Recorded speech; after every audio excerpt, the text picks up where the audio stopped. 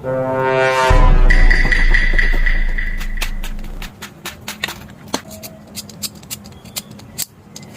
pasigain, lalo na't kapag umulan.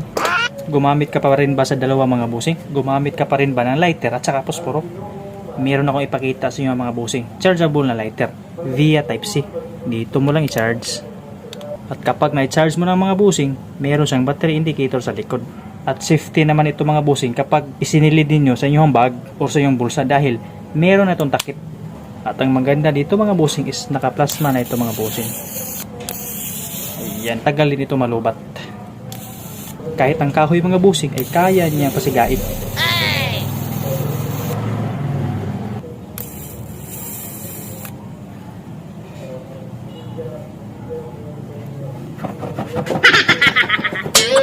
So kung gusto niyo umorder mga busing, i-click nyo lang yung yellow basket sa baba.